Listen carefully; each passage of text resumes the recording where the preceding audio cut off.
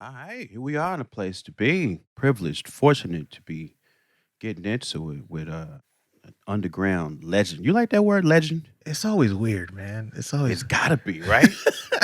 it's like when people start calling you that, you like, damn, Yeah. how long has it been? How long you gotta be doing this to be a legend? Damn. I mean, I've had some people call me that, and I'm like, oh no. Legend is code for you're old. It's in it. Like, you know what I'm saying? Like there's old coded into the Yeah. word Yeah, legend. ain't no young legends. That's true. That's true. There's no young legends. Oh man. I'm about to fully confront whoever the next person that says that to me is. Man, Blueprint, Mr. Printmatic, man, the man of so many hats, the creative mastermind. Been really looking forward to talking to you and having you on the program. There's so many interesting things you say Mm. every week on your own show and when you're on other shows, and I've been so excited to like pull on some of these threads. But I want to start with you from your beginning because Columbus is an interesting place, especially its connection to indie hip hop, underground hip hop. When I'm talking to LP about it, for what had happened was, and we get to Columbus, it's really interesting how there's a fully functioning scene there in New York, and like the next wave is like a bunch of cats from Columbus. Yeah. And Yeah. from your perspective, being a part of that, I'd love to get your thoughts on what it is that made or maybe continues to make Columbus such an interesting place. In my opinion, it was like there was a real intense competitiveness here when I first started observing the scene in Columbus. So like the first time I really paid attention to Columbus hip hop was maybe 95. And that was because there was this thing going on called the Groove Shack. And somehow it was this record store called the Groove Shack that had like a weekly show on public access. And it was just their open mic. And cats were just getting at it. It was just super intense. So like people would turn on public access and it'd be this live feed of all these rappers just battling. So it was like freestyle battles every week. Freestyle battles Okay. every week. And it Wow. would be one mic and dudes just standing around, just you know how it was back in the Yeah. day. Yeah. Intense. So you wouldn't even go unless you was prepared to. Right. I started hearing about it. People were like, yo, the Groove Shack. You heard this thing? You seen it? People seen it on TV. So it started drawing some attention and all the dopest rappers started going up there. Are you rhyming already by that point? I had just started probably rhyming maybe a year or two before then. You know what? I probably just started rapping. I was definitely into doing beats, but I wasn't really recording. I wasn't recording yet. And so me and my crew, we were like, hey man, have y'all been? No one had been. I was in college. I was like, I'm gonna go and check this shit out next time I'm home visiting my family. I went to college in a city about 40 miles away. I went to college in Springfield, Ohio. And so I drove home on probably every other weekend just to see the family. So I was like, next time I'll stop by this Groove Shack thing. And I went there and I missed it the first time. But what I didn't get to see anything inside, but after it was over, I was outside and it was just like 30 rappers, 40 rappers on the sidewalk ciphering and battling. The first cat I saw was Copyright. He was like 15, battling like a 30-year-old dude. Crushed him. I possess what you stupid motherfuckers need to get. If it ain't megahertz or Weatherman, it's a piece of shit.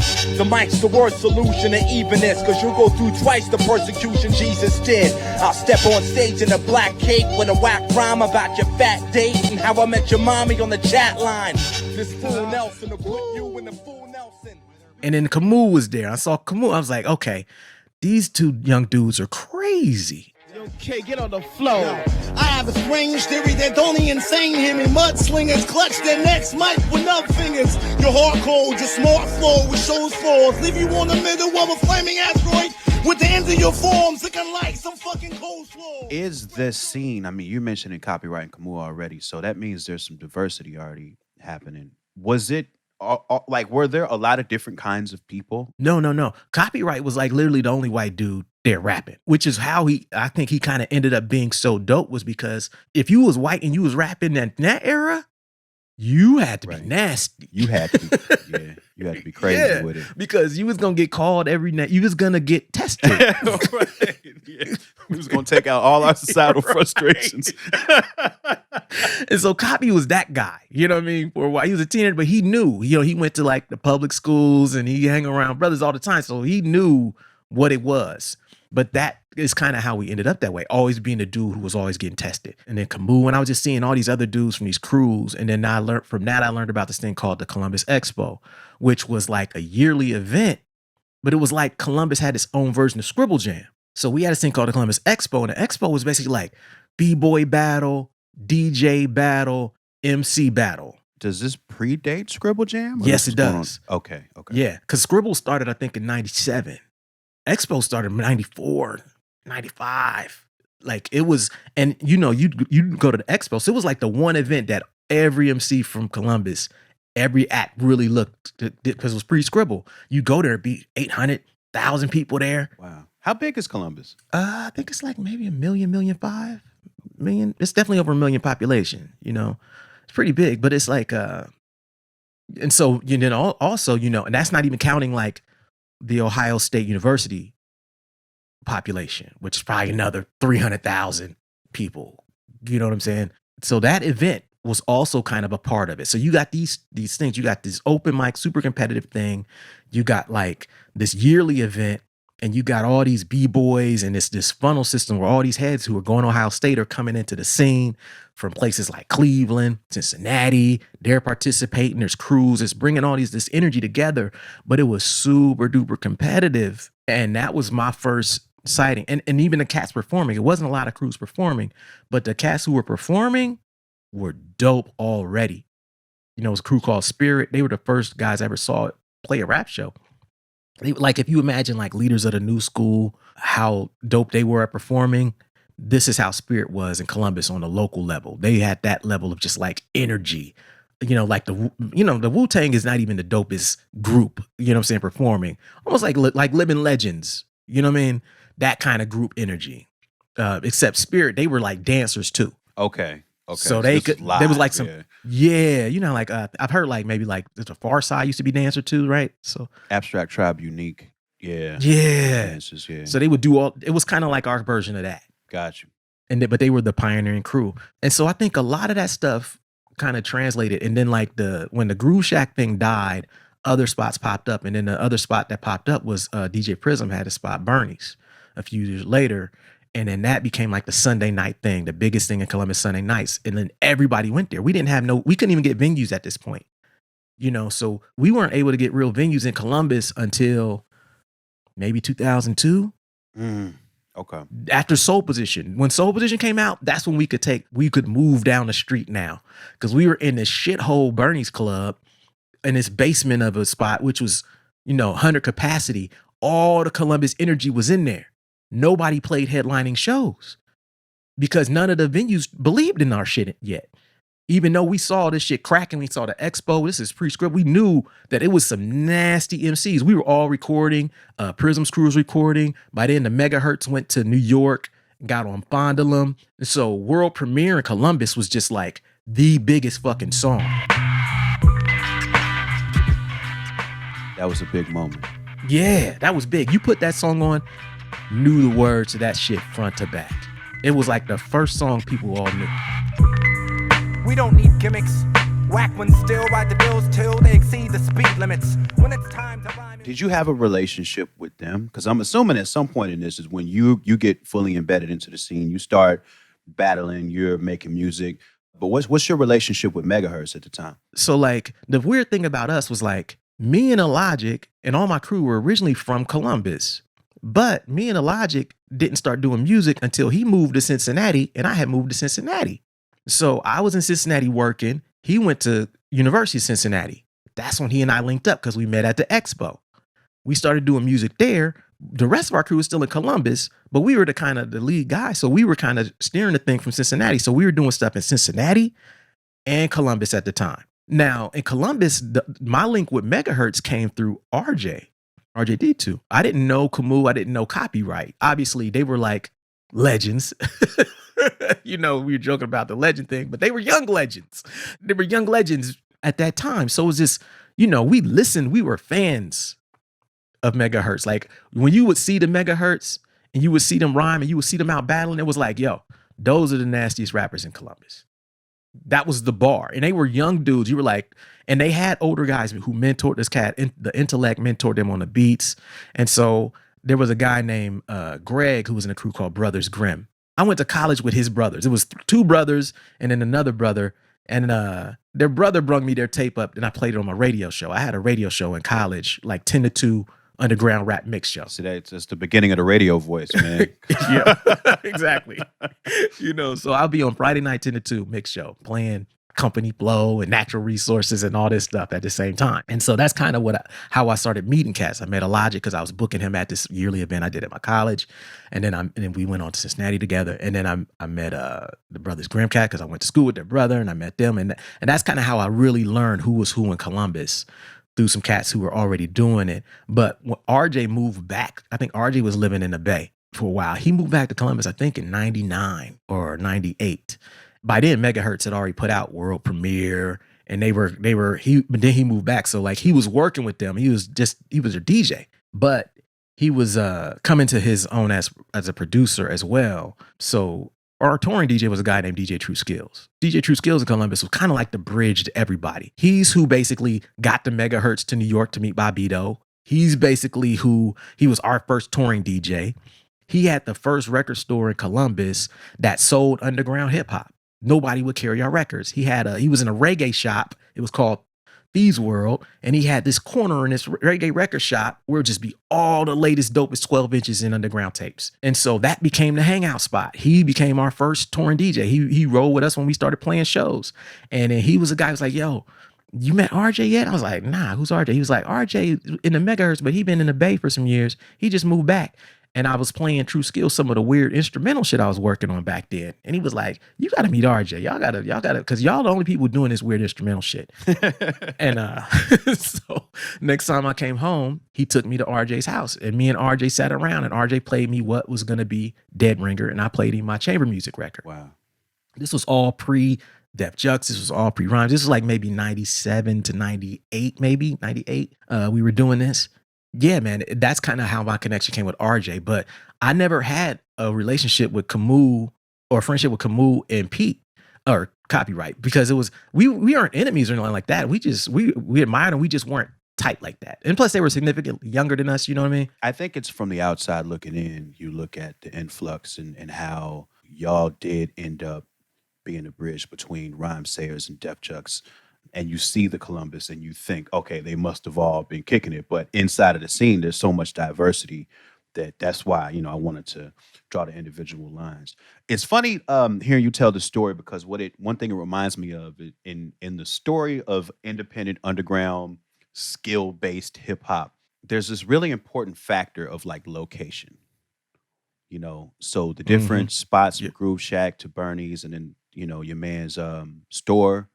Locations are so important. And, I wanted to get your perspective on the importance of Scribble Jam. Yeah, a Scribble Jam to me, and I'm thankful because, I moved, I think they started in 97. I moved to Cincinnati summer of 97. And so I think I missed the first real one where they had Eminem battling Juice and all of that. I think I had just moved down there at that time and I didn't, I just started working, so I didn't know about it and go. The next year, they were going to have it. And our goal at that point was just to get on everything. Especially, and for us, we knew because we had the expo in our minds. We're like, we know that these yearly hip hop things you got to be on. They're so critical. That's when I was like, I'm going to battle on it. We getting merch tables. Right. We putting out records. Y'all knew how to do it. Exactly. Yeah, we knew from the expo. We're going to have, we're going to be posted up the whole weekend and the whole crew knew. But just seeing the Scribble Jam, to me, the Scribble Jam was kind of like, it was finally shining a light on what we were doing all year round that people didn't know. So like the first, I think I got in the 2000 or 2001. I think it was the 2000 Scribble Jam battle. That was the first battle. That was really my first organized battle where it was like a tournament. Everybody was there. I was just street battling cypher battling. You know what I mean? At Bernie's, it was like shit. We would battle every week because it would be dudes who came down there and tried to pop shit because they didn't think Columbus dudes could go. And so there was times at Bernie's, I took motherfuckers outside. They be talking shit. I'm like, okay, the light's about to come on. I'm about to serve you, and you outside. I see you out there in 5 minutes. You had to defend the turf. Yeah, like y'all don't come in here disrespecting Columbus. Motherfuckers would lie. This is what they would do, which is you'll find funny. Dudes would come to Columbus and lie and say that they was part of Project Blow. Whoa, okay. Whoa. Cali dudes who was never shit in Project, but thinking that we didn't know who the fuck was who. Wow. Damn, that's wild. Yeah. And then we would have to eat them up. We're like, y'all not part of fucking Blow. Y'all trash. Wow. We know who AC Alone is. We know fucking nah, y'all not them. That's funny, man. That makes my blood run cold, man. I just think about like if somebody tried to pull that like in the internet era and it got around, like that person would be seriously hurt. Yeah. You know Yeah. what I'm saying? Yeah. Oh my goodness. Yeah, dudes would lie. But like the stuff we were doing at Bernie's with the weekly shows and the open mics and the battle and the competitive nature there, to the expo, to the Scribble Jam, all of us were just looking at like, yo, we finally get to show what we doing here every week anyway, because at the same time, Cincinnati had a weekly at a spot called Top Cats. That was every Wednesday night. It was pretty much just like Bernie's in Columbus. Bernie's was Sundays. Top Cats was on Wednesdays in Cincinnati. There was also one on Monday night in Dayton, a weekly.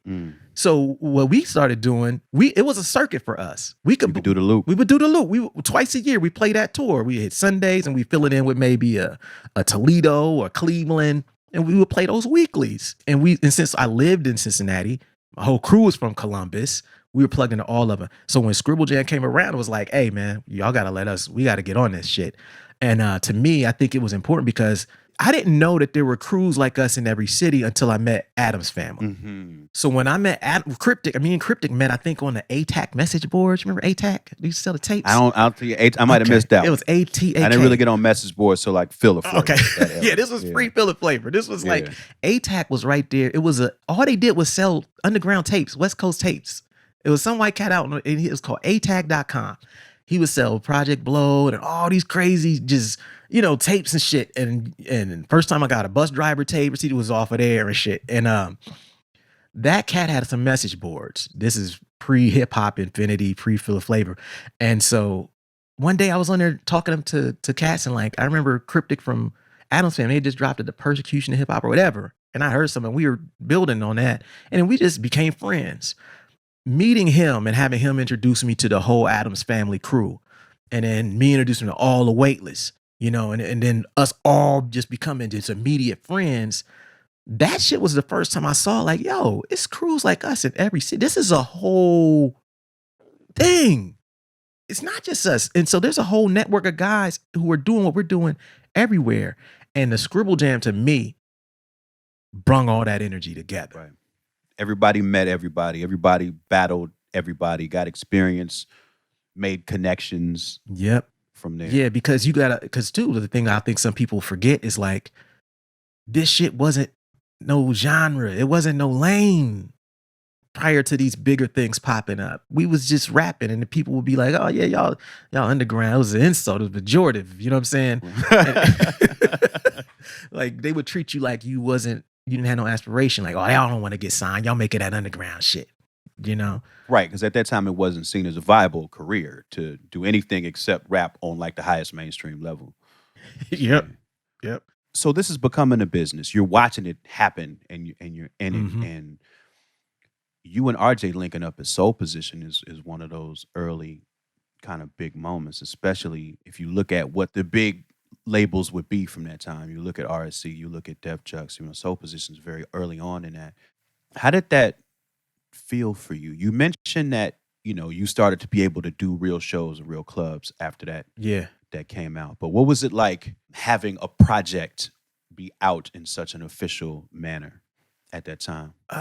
It was weird. I don't think I understood it. I don't think I understood how big Soul Position was. And I tell a story about like, because, we was all on the message boards, mixing it up with people. And one day you just a dude with a tape. And the next thing you know, you Blueprint from Soul Position. You're on Rhymesayers. That means something bigger. And I remember I tell a story about one day I was like, I put out my Weight Room record. It was after that Soul Position EP. And somebody was like, gosh, who's the other guy that was in Loot Pack with Madlib? Wild Child. And I was on undergroundhiphop.com's forum. Like, and I shouldn't have been there. You know, we was just, I used to hang out on that forum too. It's a terrible place. I used to hang out there. Yeah. Too many hours was wasted on there. And somebody was like, don't buy that Blueprint record. Buy the Wild Child record or whatever dude's name, Jack's record from the Loot Pack. He got a new solo. His shit's better. And I was like, no, the fuck it ain't. My record is crazy.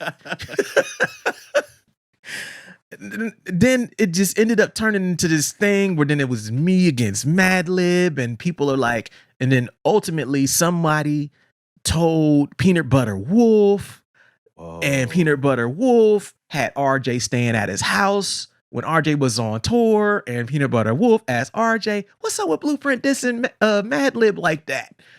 And RJ's just in a fucked up position. He's in a bind. Sadiq Rhinestairs calls and he's like, Print, man, I just gotta tell you, man, these guys are your peers now. Wow. Cause I was like, yo, I bought the Loot Pack record. I bought all these dudes' records. I'm just saying, I know that they can't out rap me. Like, but I'm still fans of theirs. You know what I mean? Like, but he's like, no, they're your peers now. You can't be talking like this online. It was fucking weird. The first time I saw Slug signing autographs, I was like, what the fuck is going on here, man? He wasn't even playing that show. Me and Idea had a show in Chicago. He was working merch for Idea. And people was asking him. He was signing autographs from beginning to the end of that show. And I remember looking at my homies, we was like, yo, is this what this underground shit is about to be?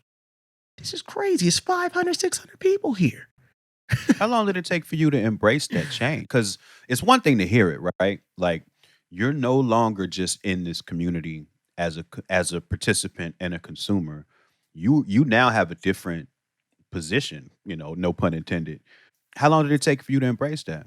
Man, I think I still struggle with that sometimes. That's real. That's real. Know, that's real as hell. Yeah, it's I always say this, like, I didn't choose this shit. I feel like the game chose me to some extent. I was already doing some professional shit. I never was a guy who grew up rapping. I never was like, I want to be a rapper. I just followed things and went with the flow very well and followed my passions. So I always was making beats because I didn't have nothing else to do. I loved it. It helped me kind of go through some shit I was going through with dealing with losses in my family, being able to dive into beat making and making music. So the whole fame thing to me was always weird. It's always going to be some shit where it's like, damn, you really can't speak your mind. You really can't say exactly what you're thinking. There's a price that comes with being known now, and you have to accept this. Because if you don't accept this, you're going to destroy this thing that you've created and, trying to be like everybody else. You're not like everybody else. Admit it, move accordingly. And there's times even now, I'm better at it now. I watch it a lot more now, but there's still always a part of me that feels like I don't know if I was cut out for fame. Wow. Real quick, back to this era though. Like I said previously, like Soul Position was, kind of uniquely positioned in being kind of the link between Rhymesayers and Def Jux, two of the bigger collective / record labels at that time. You seem to feel more at home with Rhymesayers, at least in terms of how the business side looked, outward facing, right? But I'm wondering, just with your experience, was it more comfortable, or did you ever consider going to Def Jux side since you had, roots and connections over there too? Yeah. I mean, I shopped the 1988 record to Jux and Rhymesayers. I had a deal on the table from Def Jux for that album. Played it both sides against the middle. You see it. Hey, that's what it is. Game recognized game. You know how we do. But yeah, at those days, that's what we would do. We say, hey, man, we got this thing. Y'all interested in it? Because, Jux actually had technically the first Soul Position song in Final Frontier. So they were hearing the same demos that Rhymesayers was hearing. But Rhymesayers got on that first. Oh, okay. Rhymesayers was like, yo, we want this record. So we went with that. And then I also was, at the time, I was like, I didn't want, I mean, but Jux was interested in Soul Position as well. But at the time I was like, I don't want all of my eggs in that basket. You know, so I was like, we're gonna take you go over there, RJ. We're gonna take the Soul Position thing and get at the Rhyme Sayers. You know, and I'm already cool. You know, I'm running with Slug and Idea and Sadiq anyway. I had met L, I knew L, but I didn't have no real relationship with Amici, you know, who did a lot of the business shit, his partner. So, you know, me and Amici didn't really have that big of a relation, not like me and Sadiq did. Me and Sadiq, due to me running Weightless every day, Sadiq running Rhyme Sayers every day, I probably talked to Sadiq back then once or twice a week. Just on business shit, just like, yo, what distributors you're promoting our artists, us promoting Illogic, them promoting, you know, Idea. We're talking and shit, resources. They had the Fifth Element store. We're selling products to them. So we had this business relationship already where I felt really comfortable dealing with Rhyme Sayers for that Soul Position shit. So that went there. But then when it came time for 88, I shouted to both of them. I was like, hey, you know, Jux was like, we need this record. I was like, all right, well, look, Rhyme Sayers, if y'all can match or beat this deal, then the rest is history. There it is. You know? Yeah, so that's how I ended up there. But it wasn't, but yeah, I had so many good friends on both. Like me and Aesop were tight, you know what I mean? The whole, obviously with the Addams Family thing, and we're seeing like Vast and Voidal turn into Cannibal Ox, who and we had like Metal Gear, the first song they ever did. We had that shit as soon as it was recorded. Check these two cats dip down in Metal Gear, and words from their faces echo. That's Metal swears. Starving but happy, bombers of stealth who never cried on yellow brick roads until they found themselves. And since then, my platoon of 10 men. We had that shit in like, what's it, 96, 97 or some shit like that? Man, we've been at that. So we was like, when is this shit gonna come out? Who the hell's Metal and how the way Vortal's rhyming? We're like, this is insane. But yeah. And we're like, LP in it. And so they're like, no, Ox just got signed to Jux. We're like, hell yeah. So like Weightless and like the Columbus shit, we became kind of like I call like a feeder to Jux and Rhyme Sayers. Like all this Columbus talent was just boom, RJ to there, you know, copyright to each conference, blueprint to here, RJ to Soul Position. It's like we're just feeding all this shit. I never really played no favorites back then. I just went to where I thought like, who do I see? Well, one, I didn't want to have all my eggs in one basket, and two, which is just a smart lesson for everybody. If you have the options not to have all of your business tangled up with one entity, it's really good to diversify. Yeah, because you've dealt with different labels, so you know, like those times, it's like, even though it's nothing personal against the label, right? Because like Jux was doing some incredible music at that time. But then you know, if you're doing that, then all of your projects are in a pipeline, you know, and you know, you got to wait on this to happen and for that to happen and for this person to come out and that person to come out. Where if you have things on different labels, then you're not playing this waiting game and this one carousel of what can come out and advance your career, you know. But that's, you know, that's Super Duty Tough Work type talk right there. That's why y'all got a Pete Prince podcast. It's game every week, free game every week. So, you know, we're talking about a scene that kind of starts with Scribble Jam. And, you know, if you listen to all the connections that you're making right now between all the labels and all of these cats from Columbus and cats from New York and cats from Minneapolis that are all working together, at some point, that scene kind of ends. And I was curious from your perspective, like, do you know when that was? And of course, it's not like a specific event or anything, but just if you look at Scribble Jam as a start, like when do you think like the end of that era is? To me, I think that era probably ends around 08, 07. You know what I mean? Like, I think that's when like there was a lot of factors in it. You know, it was one of it was like when Scribble Jam started, they were like the only summer event, you know. And then all of a sudden these just summer tours, summer hip hop specific events started popping up. Rock the Bells type stuff or Yep, okay. Rock the Bells type stuff, paid dues type stuff. All these like festivals like the Pitchforks and things like that didn't used to fuck with hip hop. They fucking with hip hop heavy by 07, you know, 08. all of a sudden Scribble started having a harder time booking artists that they could book for the same money. Because their rates, exactly, like those rates are now being pushed higher by these big festivals that are Yeah. hiring all this talent. You know, '08 was also like the housing crisis. Yep, bubble burst. And so I think economically it was a lot going on right then. '08, I look at it like a whole different era. Like if you made it past '08, then you made it to 16. But you know what I mean? But a lot of cats went back to work in '08 who was fucking with the music heavy because it just got so real. You also had like chain stores failing. Mm-hmm. Yep, Sam Goody's and Right. them is out of here. All these big media out of here. So retail, Retail's failing. '08 is when they saying vinyl is dead in '08. right? Because vinyl hadn't even come back. Hadn't yet. come So back right yet. now. You got CDs that are falling off a cliff rapidly. Yep. And there's no vinyl to really even cover the losses at that point, and everything is kind of digital. Yep. So that means the distributors who used to carry our records, they falling off left and right. You know, because we would deal directly with distributors back then.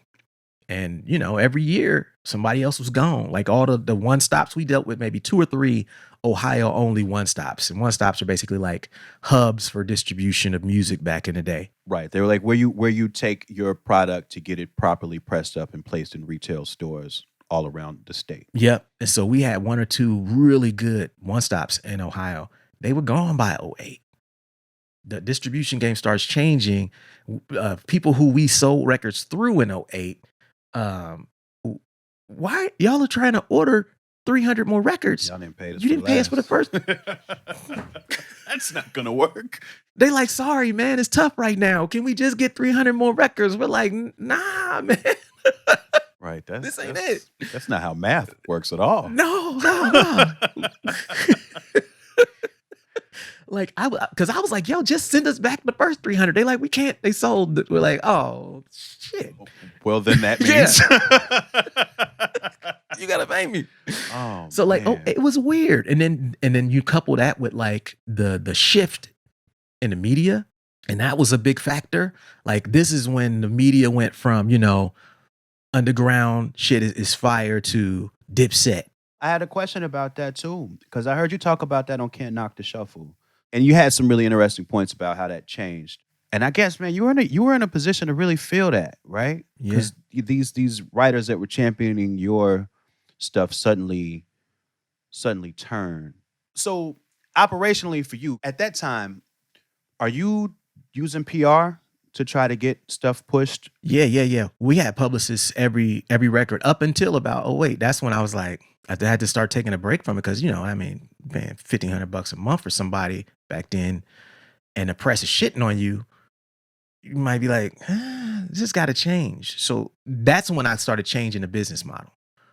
To me, '07, '08, when I started seeing it shifting, that's when I started thinking about the whole direct to fan approach.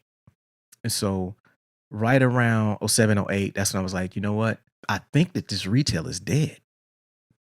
And I was like, okay, well, what does this look like in 10 years if we can't sell to these stores who are selling, the stores are selling our product, distributors want more, but we can't get paid because all these losses they're taking all over the place. Why are we selling directly to them? And I started thinking to myself, well, the future of this stuff is direct. I saw it coming. And so that's when I did like the Blueprint versus Funkadelic EP. And then I did the Blueprint Who. Those were the first 2 records I ever did. I didn't sell to no stores, to no distributors. Sold them strictly on our website and free to download. And, you know, I haven't heard the Blueprint versus Funkadelic, but what that brings to mind to me is that, okay, so you're probably sampling some Funkadelic stuff, which if you were selling through traditional retail, you would not be able to do. No. So in this new way of selling your music to fans, you're also able to take advantage of skirting around all of that usual business stuff and being able to do some different stuff creatively as well. Yes, definitely. And yeah, it helped me do that as well. But it was just a test. And, you know, we would talk about within the crew. It's like, yo, this is where I think the shit is going. I think that we're not going to be able to rely on retail or press in the future.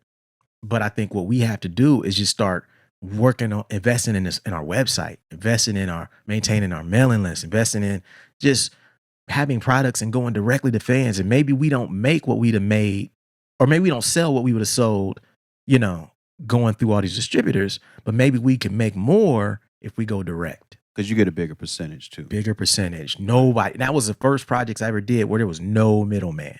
Right. And I was like, yo, this is the future. That's a good feeling. Yeah. Yeah. I was like, oh shit. This is what I gotta do. Let's go. One thing I wanted to touch on is a little bit of a tricky subject, but I've heard you mention stuff around this topic before. So, when I think about that era, and this is to go back into it a little bit, even though we just described the end of it, you have the unique distinction of being one of the few successful Black rappers in that space. Yes. We all generally think of rap as Black music, but I think when you think about that indie era, that classic era, it wasn't necessarily like that. It wasn't super diverse then. It was a lot of white acts. And I wonder what that experience was like for you at that time.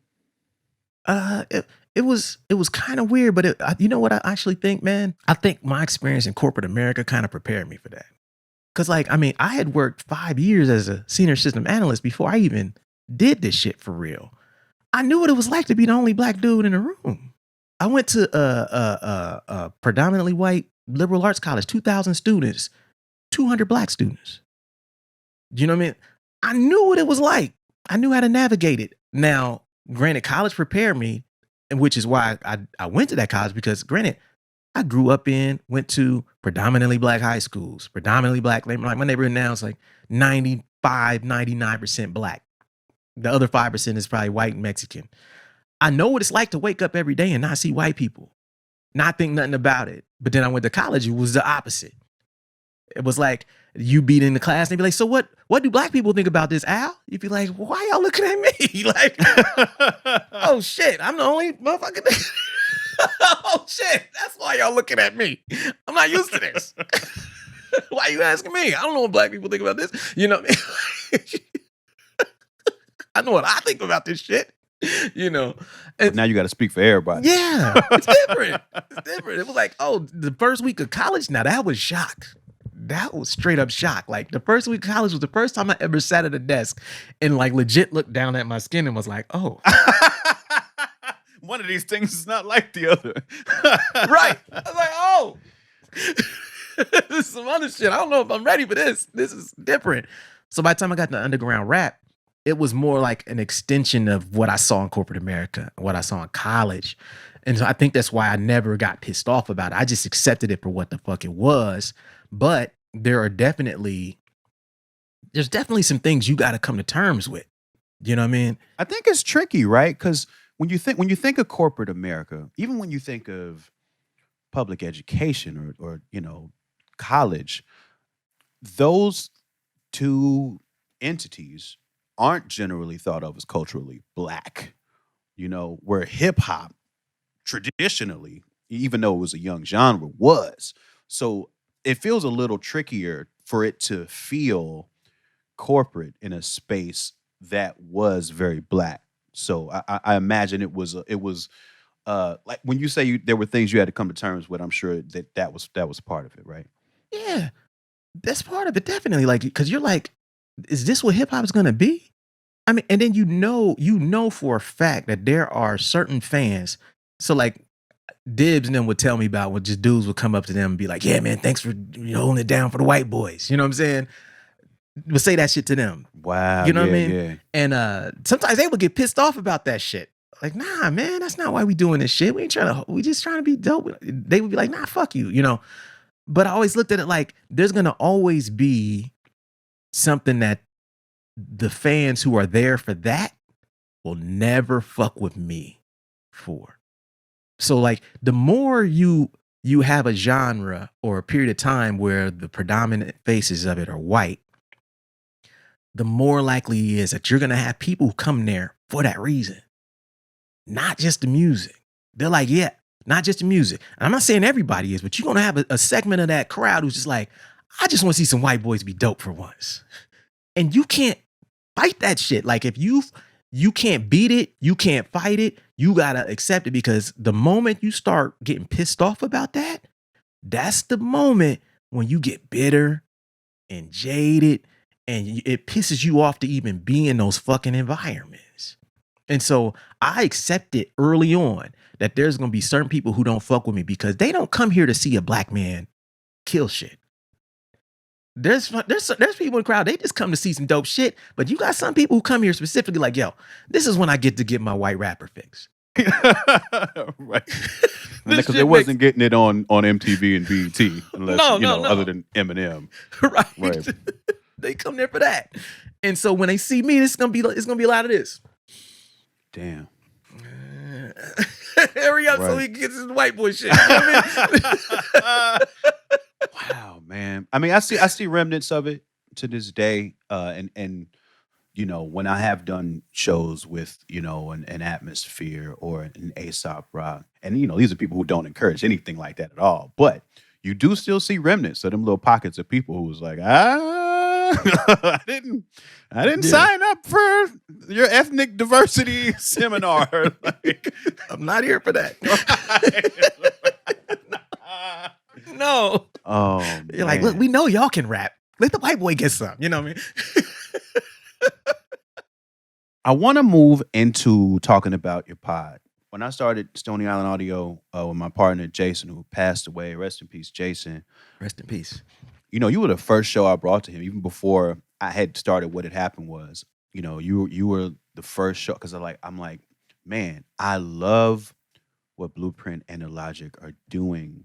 Not only because it's very focused, like it's a show, like it's not just like, oh, we're gonna sit around and say whatever the fuck comes to our heads. Like it's a focused, directed show, but it also, especially in the time that y'all have been doing it, for the time that y'all started, so high quality. Like it's produced, it sounds good. There's breaks, there's good quality microphones. Like there's stuff that you kind of take for granted, but like it does so much to set y'all apart from a lot of what was going on in hip hop podcasting at the time. So I very much brought y'all to the table first and was like, yo, I definitely want to work with them.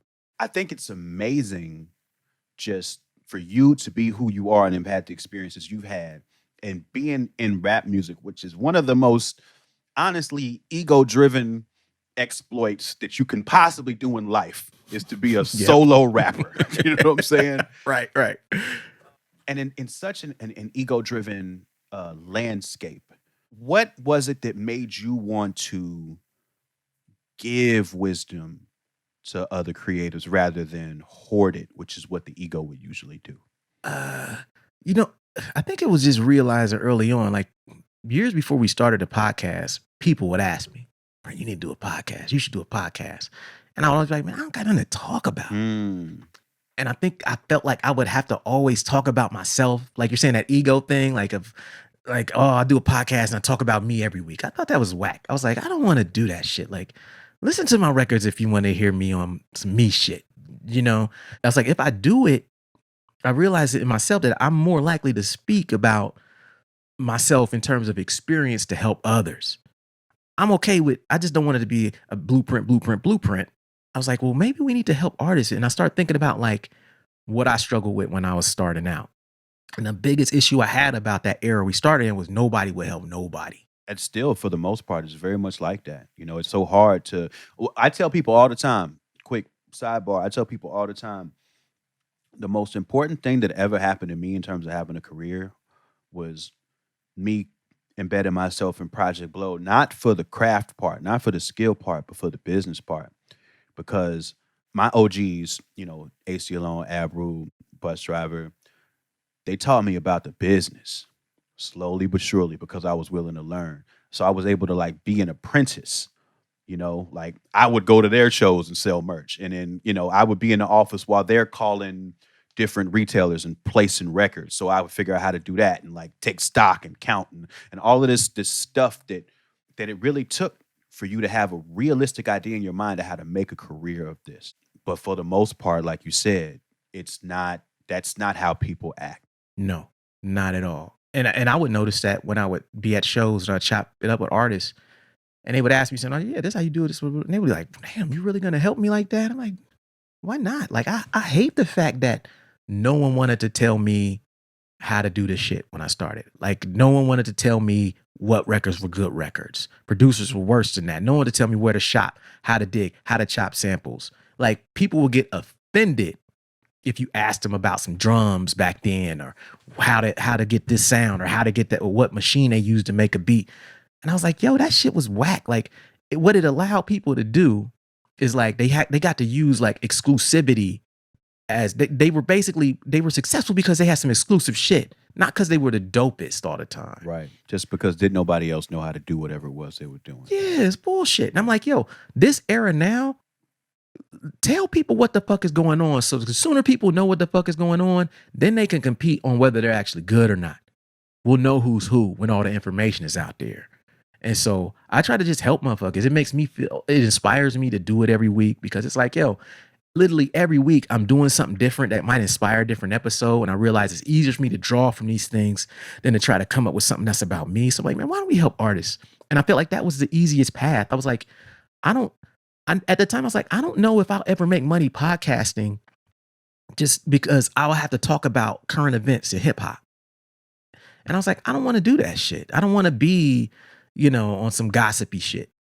I was like, I want to do something where there's a different path. And I was like, maybe the path is helping artists.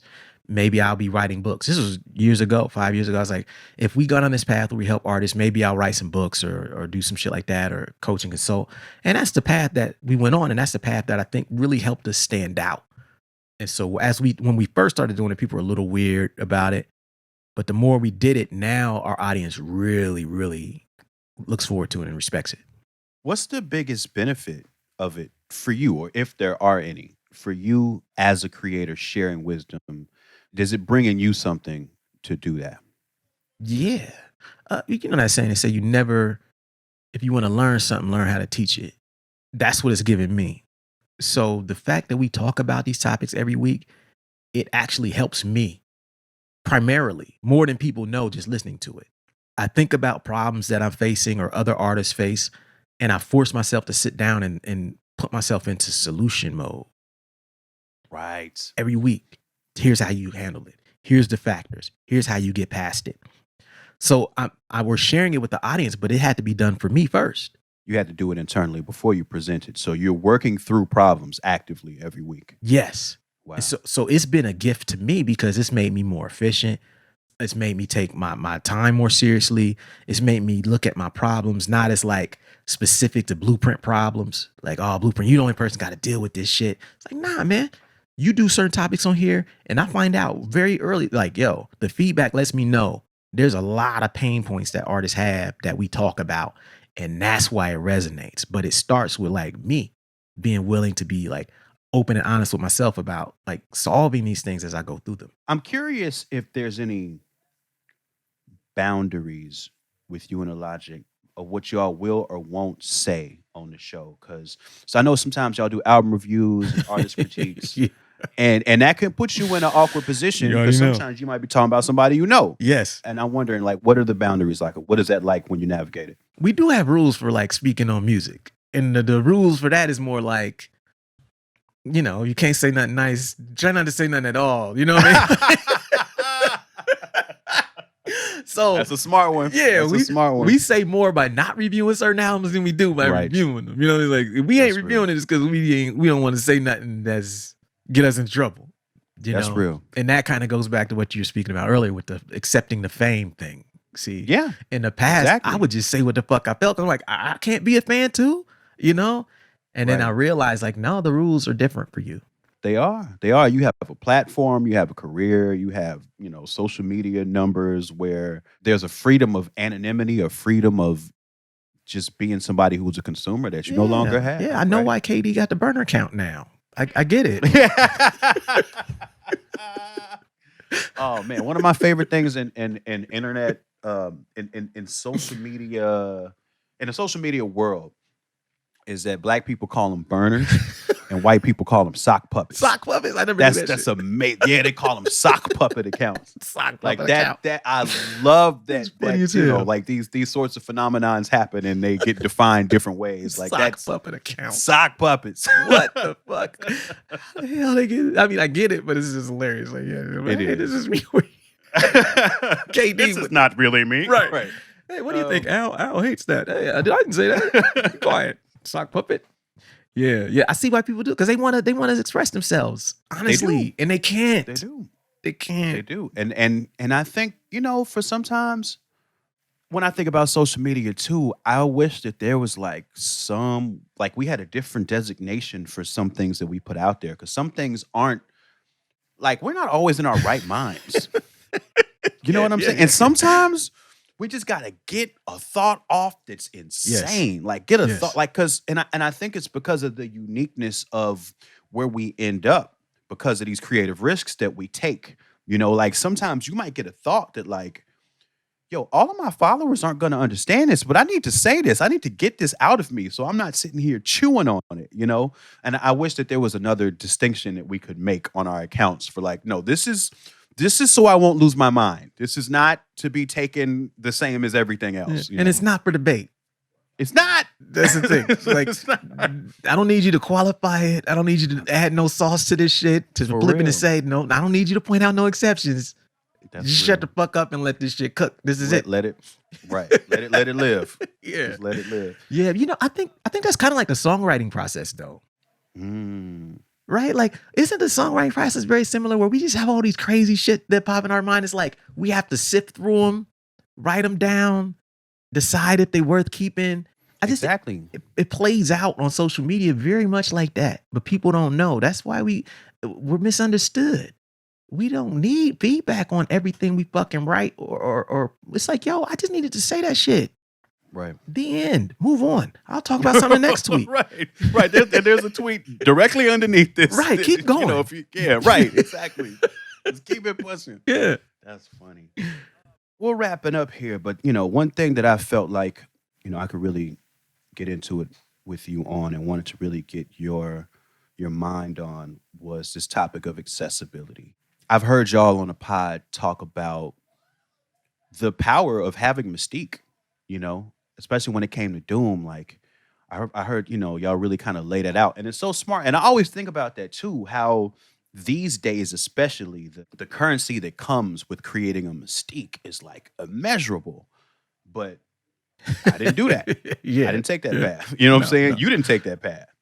So oftentimes I end up feeling too accessible as an artist. And I just from listening to y'all's pod, I'm sure you've had that feeling too. And as we wrap up, I'm curious in how you deal with that. Man, I take a lot of breaks, but I feel the same way as you. It's like, man, there's times I look back at my career like, man, I wish I had some of that anonymity. I was talking to one of my guys this week and we were talking about early in my career. And I was like, I didn't put my picture on my first 4 or 5 records because I thought I was going to be like this enigma. I was never on none of the Soul Position records. I was never on none of my solo records, none of my pictures until 2011, but even drawings and shit. And I remember the first few years, motherfuckers didn't know who the fuck I was. And it was so cool. It was like, damn, your Blueprint? I thought you was white. People had no fucking idea. No idea. I'm like, no, I'm not. It's me.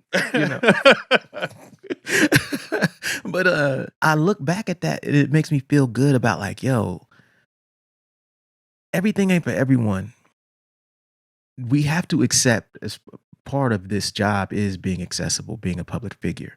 There's certain things you can't change. You're not gonna be able to say what everybody else say. You're not gonna be able to move like everybody else move. People are gonna expect more from you. It's the price of it. And because you have to conduct yourself so differently in your public life, you're allowed to take some private time for you whenever the fuck you want it. That's my philosophy. It's like, That's yo, real. you give, you show, you share as much as possible. But when you don't feel like it, get the fuck off of there. Take some time off. You ain't got to post nothing every day on Instagram. I post because I got a book coming out. Prior to that, I had maybe 2 posts in a month or 2. Didn't miss it. Didn't care. And I think it was needed to have balance from that accessibility. It's like you don't want to be too accessible. You read about all these fucking YouTubers going crazy, losing their minds from the rat race of making and uploading content every fucking day. It's stressful. I don't think the human mind is built for that. We're doing some shit that's new. Right. We're not It is. we're not supposed to be this interconnected globally. We certainly haven't allowed ourselves to adapt at all for it. We've taken a brain that we just started learning how to read, Right. a few thousand years ago, and now suddenly we're engaging with technology and each other Exactly. in unforeseen ways every day, and it's only increasing. Yeah, I mean, there's a reason that, like, to use an analogy here, that like Professor X only uses the cerebral every now and then. He's not tapped into everybody's consciousness all the time. But that's what social media is. Anytime you're reading these timelines, you're basically like Professor X in the cerebro. It's nothing but other people's emotions, thoughts. You're subjecting yourself to that. We're not designed for that. He can't keep that shit on. We shouldn't keep it on. Put it on a tap into the collective consciousness. Take that shit off. Reflect. That's real. Wow, that's wisdom. I'm gonna say this too because I read X-Men comics now, and I'm sure when I post this episode, somebody's gonna say this. So I'm saying now that in the current X-Men, he's rocking the helmet 24/7. What's wrong with him? But it's exactly he's acting weird too. See? So exactly. So it feeds right in. I just didn't want I want to say it now. So Yeah. I haven't read one in a while. So forgive me, current readers of X-Men. It's good right now too. You should check it out. But other than that, man, people should also be checking out your podcast, checking out your books, checking out all of your music. I'm sure a big portion of people listening to this now already do, but we want to give them more reminders. I think that everything you're doing is wise and helpful and from like the greatest place, and it's really inspiring to see somebody do that when it's so easy to do the opposite. Thank So salute to you for that. And if there's anything, I don't know if you want to shout anything out in particular, but feel free. Just if anybody wants to find out more with me, just go to weightless.net. That's it. Books, albums, vinyl, support, or just listen to the podcast. Super Duty Tough Work. If you're a creative of any type, the shit we talk about applies to pretty much any occupation. So tune in. I think you'll find it helpful, and check us out and keep supporting. Yep. Just even me personally, I find it helpful every week. So that's facts. So check it out, and it's a proud part and the pride on my end of Stony Island Audio. Yeah. Tell them to get with they gotta roll with the squad, man. If they tired of these other podcast networks, all up in your videos. Any artists out there want to be an artist and want to stay a star, don't want to have to worry about These other podcast networks, all in the video, all on the record. come on over to Stony Island.